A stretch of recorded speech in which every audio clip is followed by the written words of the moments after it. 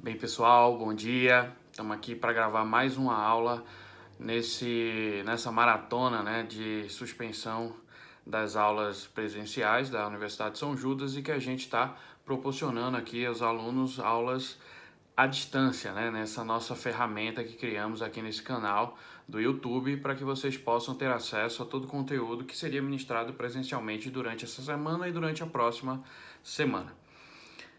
Hoje a aula é para o pessoal de Direito Tributário 1, pessoal da manhã, né, da turma DIR 3AM MCB. Né? Hoje a gente vai falar sobre suspensão da exigibilidade do crédito tributário. Na aula passada, presencial, nós falamos a respeito do crédito tributário, da forma de constituição do crédito tributário. A gente falou um pouco também de fato gerador, a gente viu, né? Para vocês tentarem lembrar o fluxo que eu coloquei no quadro na aula passada, nós tínhamos fato gerador, que dava origem à obrigação tributária. Essa obrigação tributária, uma vez jurisdicizada pelo lançamento, constituía o crédito tributário. Então aqui, a nossa ideia agora é falar de qual os caminhos a que o crédito tributário está sujeito. O primeiro deles, a gente vai falar na aula que segue, é a possibilidade de extinção do crédito tributário. Todas as 11 causas de extinção que estão previstas lá no artigo 156 do CTN. A segunda hipótese, que é a que a gente está falando agora, é sobre a suspensão do crédito tributário, suspensão da exigibilidade, que está lá no artigo 151 do Código Tributário Nacional. E a gente ainda tem a possibilidade da exclusão do crédito tributário, que é a origem de duas causas, né? Ou a anistia ou a isenção, que também nós vamos ver já, né, da aula de hoje, na terceira aula que a gente falar a respeito desses temas. E aí a gente termina todo aquele fluxo que a gente viu no nosso quadro na aula passada de forma presencial. Bem, vamos falar um pouco então de suspensão da exigibilidade do crédito tributário. Vejam, a gente viu na aula passada que o crédito tributário ele é constituído pelo lançamento, é o que diz o artigo 142 do Código Tributário Nacional. É fato, né, que a doutrina tem algumas reticências, né, tem alguns entendimentos que são um pouco refratários a essa ideia de que constitui o crédito tributário. Mas vamos ficar com a prescrição legal no sentido de que, de fato, o lançamento, melhor dizendo, constitui o crédito tributário na forma do que prescreve o artigo 142 do CTN. Pois bem, uma vez constituído o crédito tributário, o que pode acontecer, professor? Veja, a primeira situação a que o crédito tributário vai estar sujeito é a possibilidade de sua suspensão da exigibilidade. Por quê? Porque uma vez constituído, e se não houver pagamento, se não houver uma causa de extinção do crédito tributário, o que vai acontecer? Ele vai ser exigível. A Fazenda Pública ela não pode exigir no sentido da autotutela, né? De chegar lá e penhorar os bens do particular, do contribuinte. Ela tem que fazer um processo judicializado para que haja a cobrança desse crédito tributário. Então, o processo mais comum de cobrança do crédito tributário, além da cobrança na esfera administrativa, que ela não tem sido tão eficaz, é a cobrança via judicial. Então, se ajuiza uma ação de execução fiscal e no processo de natureza judicial, com a participação do Poder Judiciário, naturalmente, o que vai acontecer? A cobrança do crédito, seja pela encontrar, né, o contribuinte, então vai ter que haver um processo de citação, de intimação do contribuinte, vai haver um processo de verificação do seu patrimônio, então vai estar sujeito aí a atos de penhora e tudo mais, tudo com a ideia de satisfazer o crédito de natureza tributária. Então, o processo é fato gerador, dá origem a uma obrigação tributária, a obrigação tributária mediante o lançamento constitui o crédito tributário, o crédito tributário passa a ser exigível. Exigível como? Ou numa esfera administrativa ou numa esfera judicial. Na esfera judicial, eu tenho um processo de execução fiscal. As procuradorias, né, seja a Procuradoria da Fazenda Nacional, seja a Procuradoria dos municípios, dos estados, elas sujeitam essa atividade a um controle de legalidade prévio. Então, toda vez que as receitas efetuam o lançamento, é feito um controle de legalidade para verificar a rigidez desse processo. Uma vez verificada a rigidez desse processo, o que é que acontece? Esse crédito é inscrito em dívida ativa e isso é o título extrajudicial que vai o quê? Vai substanciar, vai me amparar a ação de execução fiscal a ser proposta. Pois bem, mas esse processo ele pode ser suspenso, pode ser estancado em um determinado período, né?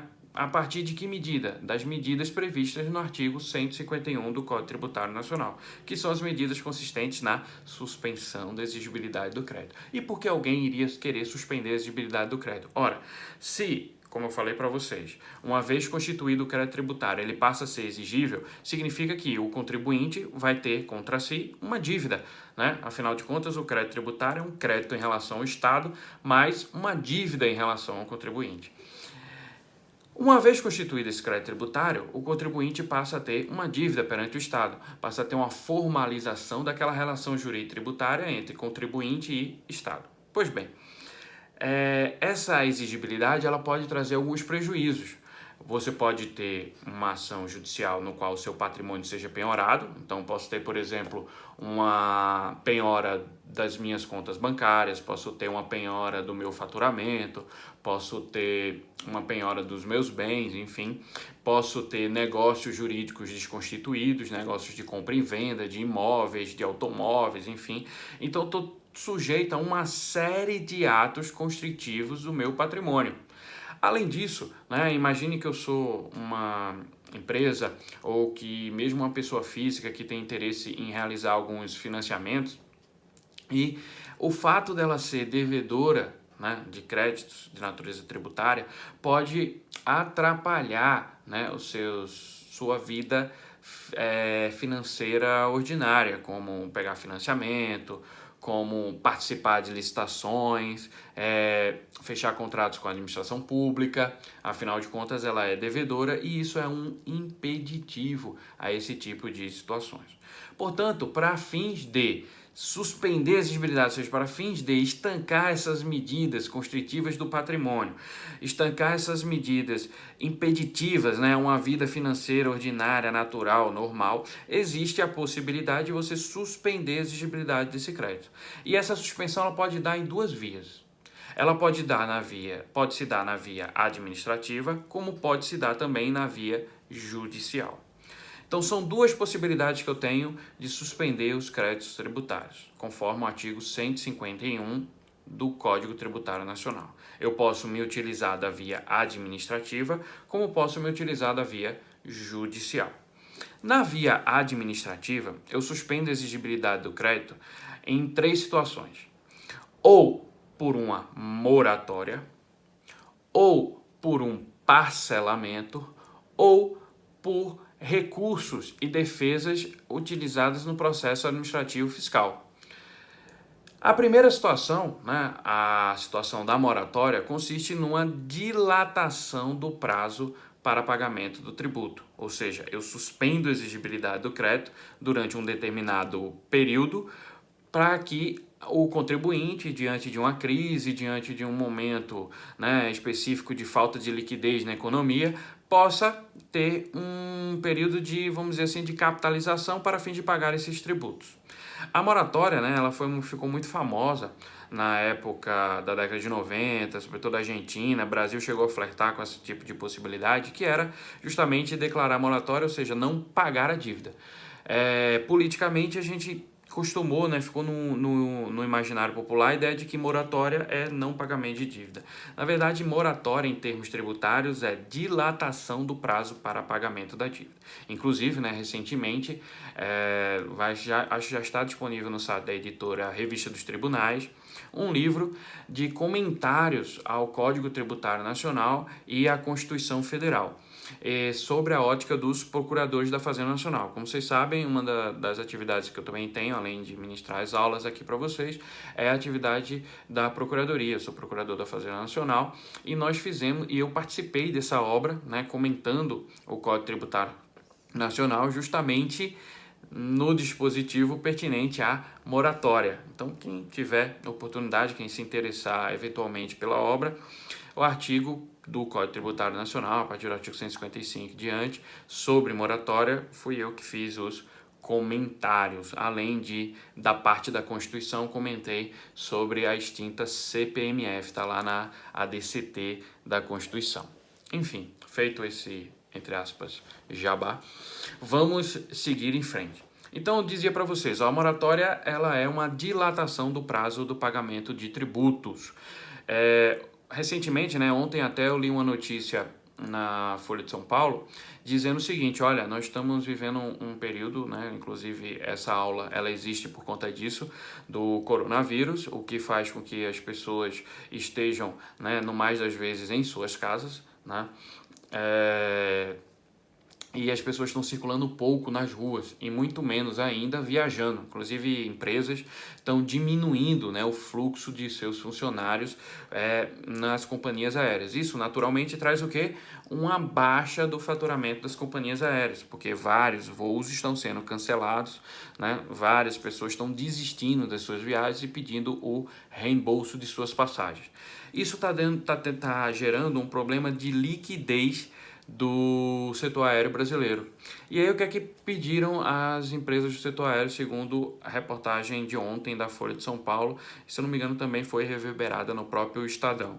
Elas estão pedindo o seguinte, elas estão pedindo exatamente que haja uma dilatação do prazo para pagamento de tributos. Vejam, o presidente da Associação das Empresas do Setor Aéreo, né, inclusive foi questionado porque o ministro da Economia teria dito, olha, eu não posso dar um benefício fiscal para as empresas do setor aéreo, dar uma isenção fiscal, quando na verdade o país está passando por uma crise de natureza econômica, uma crise de natureza social, de saúde pública, e portanto eventual benefício fiscal ao setor aéreo poderia descobrir, né, afinal o cobertor é curto, poderia descobrir um outro setor importante da sociedade. E aí o presidente do setor aéreo disse o seguinte, olha, o que a gente não quer, o que a gente quer não é um benefício fiscal de isenção fiscal para que a gente possa superar esse período de dificuldade econômica. A gente não tem, né, interesse em um benefício fiscal. A gente não está brigando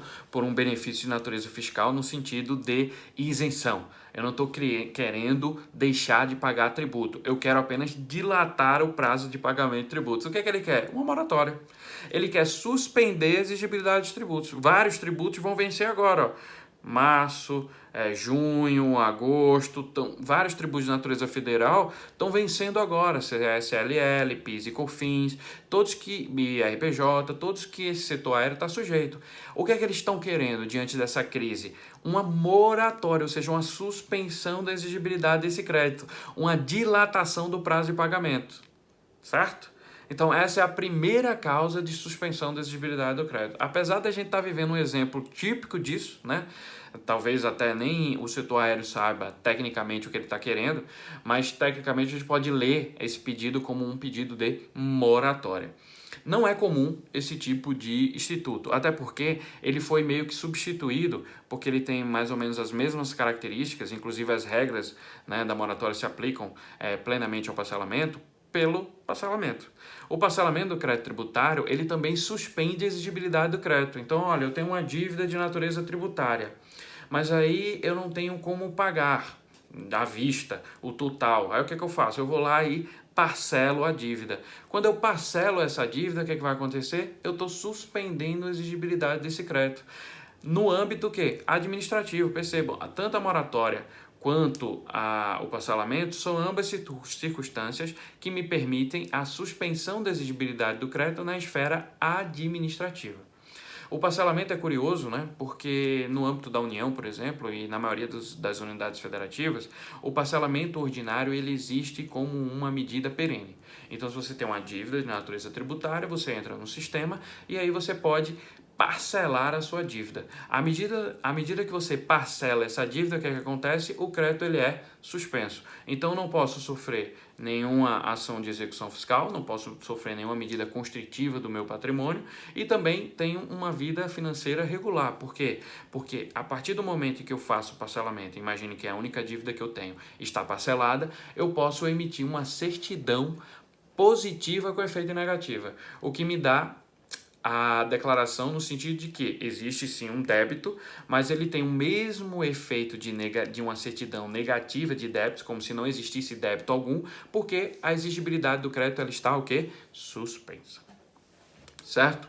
Então, se a gente olhar, né, na nossa sistemática atual, o parcelamento ordinário ele existe como uma medida perene. O que é que tem acontecido nos últimos anos desde o governo Lula? São parcelamentos periódicos. Então, parcelamentos excepcionais com vantagens como redução de multas, redução de juros, que têm sido dados numa periodicidade próxima a 2 anos. Então, de 2 anos, nos últimos 10 anos, 12 anos, nós tivemos vários parcelamentos de natureza tributária. Várias empresas, né, inclusive, começaram a colocar isso no seu balanço como um planejamento financeiro. Então, deixavam de pagar parte dos tributos, ou mesmo todos os tributos, e esperavam um parcelamento. O parcelamento ele vinha com benefícios extremamente benevolentes para os contribuintes, como redução de multas, redução de encargos de natureza tributária ou encargos relativos aos honorários pertinentes às ações de execuções, né? E redução drástica das multas. Inclusive tem um trabalho interessante, né, de um professor da área de contábeis da Universidade de São Paulo, que disse que matematicamente, né, era mais interessante uma empresa deixar de pagar os impostos para viver dos parcelamentos do que pagar de maneira ordinária. Veja que interessante. Esse trabalho reverberou de uma maneira tão forte, né, e estava se começando a se criar um sentimento de que realmente não valia a pena pagar os tributos, porque existiam políticas perenes de parcelamento, além do parcelamento ordinário permanente, existiam parcelamentos periódicos, né, com redução de multas, de juros, enfim, de encargos, que o governo resolveu, enquanto política pública, né, reduzir drasticamente a concessão de parcelamentos.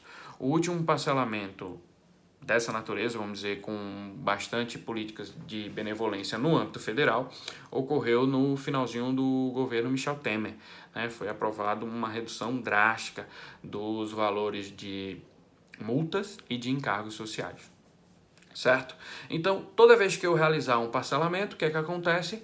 Eu vou suspender a exigibilidade do crédito. Então, imagine que a empresa ela é devedora de créditos da União. Ok? Ela pode pedir para que seja aprovada uma lei e seja concedida uma moratória, como, por exemplo, a gente viu notícia ontem do setor aéreo brasileiro. Isso vai suspender a exigibilidade do crédito, então eu vou postergar o vencimento da dívida, eu vou criar um prazo, né, para pagamento dessa dívida, ou eu posso, e isso suspende a exigibilidade, o que me dá, por exemplo, a possibilidade de expedição de certidão positiva com efeito negativo, o que me dá, por exemplo, a garantia de que eu não vou sofrer nenhuma medida constritiva do meu patrimônio, porque nenhuma ação de execução fiscal vai ser proposta, afinal de contas, o crédito está com a exigibilidade suspensa. E eu posso ainda, né, realizar um parcelamento. Eu posso ir lá administrativamente e dizer, olha, eu quero parcelar minha dívida, e imediatamente eu vou ter uma certidão positiva com efeito de negativo, ou seja, existe dívida, mas a exigibilidade do crédito está suspensa. Seja um parcelamento que a gente diz ordinário, permanente, como política pública, seja um parcelamento excepcional, decorrente de lei aprovada pelo Congresso Nacional, pelas Assembleias Legislativas, enfim, dentro de um contexto político, econômico de cada ente federativo. Ok? Então, nós vimos duas situações que suspendem a exigibilidade do crédito. Artigo 151 do Código Tributário Nacional. Moratória e parcelamento. Mas, professor, o senhor falou que tem 3 causas de suspensão da exigibilidade do crédito no âmbito administrativo. Verdade. A terceira diz respeito a situações que eu chamaria, entre aspas, de defesa do contribuinte perante as instâncias administrativas. O que acontece? Toda vez que há um lançamento, né, que há a constituição do crédito tributário, em regra, há a notificação do contribuinte para que ele apresente uma defesa. Olha, os auditores da Receita Estadual, Municipal, Federal identificaram a ocorrência de um fato gerador, identificaram uma obrigação tributária e, por meio de um lançamento, eles constituíram um crédito tributário, ou seja, o contribuinte tem uma dívida. Essa constituição do crédito, né, se dá num conceito de Estado democrático de direito, então, portanto, as partes têm o direito de se defenderem. Então, nesse contexto, existe a possibilidade de administrativamente o contribuinte apresentar uma defesa. No âmbito federal do processo administrativo fiscal, você tem a possibilidade de apresentar uma impugnação e, uma vez não satisfeito com a decisão da impugnação, você pode ainda apresentar um recurso. São duas instâncias a que estão sujeitas essa defesa. Então, no âmbito do processo administrativo federal, que a gente toma como exemplo, mas existe também no âmbito estadual e também no âmbito municipal, nós teríamos o seguinte: ocorreu o fato gerador que deu origem a uma obrigação tributária. A auditoria foi lá, né, os auditores da Receita foram lá e, por meio de um lançamento, constituíram um crédito tributário. Aí o que vai acontecer? Ele vai notificar o contribuinte para que em 30 dias ele pague aquilo que foi constituído mediante o lançamento. Durante esses 30 dias, a exigibilidade do crédito, no âmbito judicial, ela é inexistente. Mas no âmbito administrativo, ele já é exigível. Afinal de contas, eu estou o quê? Cobrando esse crédito administrativamente do contribuinte. Então, estou exigindo o crédito do contribuinte. O contribuinte tem 30 dias para se defender, para ele apresentar o quê? Uma impugnação, né? Decreto 70.253, da década de 60, 70. Esse decreto vai disciplinar o seguinte: olha, contribuinte, você pode apresentar uma impugnação ao parcelamento. Quando você apresenta essa impugnação, o que acontece com o crédito? Ele é suspenso. Então, apresentou a impugnação, apresentou uma defesa na esfera administrativa, o que acontece? O crédito vai ser suspenso. Apresenta a impugnação para quem, professor? Para uma primeira instância da Receita Federal do Brasil, que se chama Delegacia da Receita e Julgamento, DRJ. Essa primeira instância vai fazer uma decisão, vai produzir uma decisão a partir da impugnação. Dessa decisão ainda cabe um recurso, que no âmbito federal vai para um tribunal administrativo chamado CARF, que é o Conselho Administrativo de Recursos Fiscais, todos órgãos integrantes da estrutura do Ministério da Economia. Só que, curiosamente, enquanto que na DRJ eu tenho como julgadores puro sangue, vamos dizer assim, apenas auditores da Receita Federal, no CARF eu tenho uma composição paritária. Eu tenho metade pessoas indicadas pelo mercado e metade pessoas indicadas pela iniciativa privada. Metade indicados pelo mercado, ou seja, pela iniciativa privada, e metade de auditores indicado pela Receita Federal do Brasil. Então, é muito mais provável que o índice de vitória dos contribuintes se dê na segunda instância do que na primeira. E, de fato, né, os números comprovam isso. A maioria dos julgamentos da DRJ, que é da primeira instância, que são das impugnações, elas são favoráveis ao Estado, à Receita Federal. Ou seja, os autos de infração, os lançamentos, eles são o quê? Mantidos. Enquanto que no CARF esse número cai um pouco, não cai tanto, não cai para 50, 50 ou 40, 60, mas para um número ainda próximo a 100, né, um número relevante, mas um número extremamente superior ao que acontece na primeira instância, né, na ideia do puro sangue, certo? Então, o que é que acontece? Fui intimado de um lançamento, fui notificado de um lançamento, surge um prazo para impugnação. Dessa decisão, né, da impugnação, surge um prazo para recurso, enquanto eu apresento a impugnação dentro do prazo, enquanto que eu apresento o recurso dentro do prazo. O que acontece com a exigibilidade do crédito? Ela está suspensa.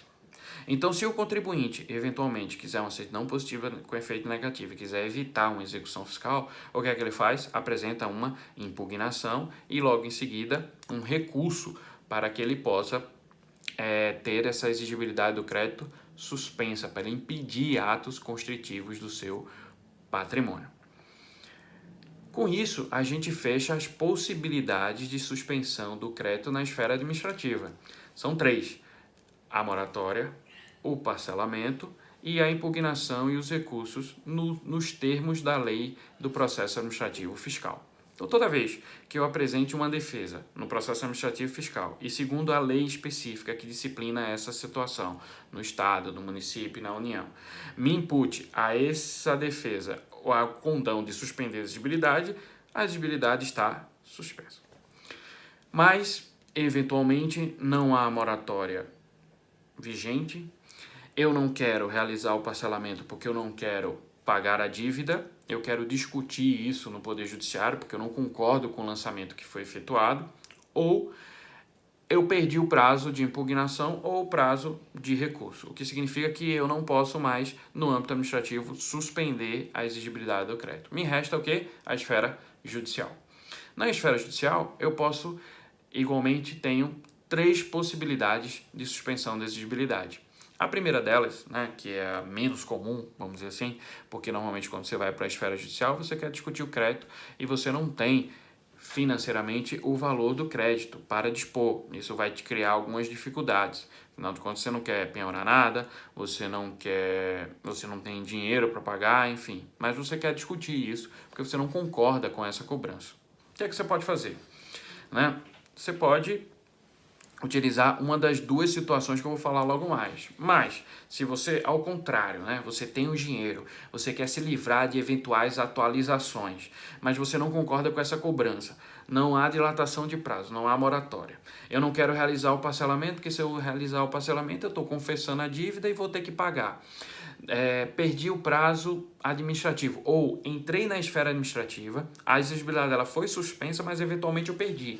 Perdi na impugnação e perdi no recurso, ou seja, a Fazenda vai vir agora com a cobrança, vai cobrar via execução fiscal, via administrativa.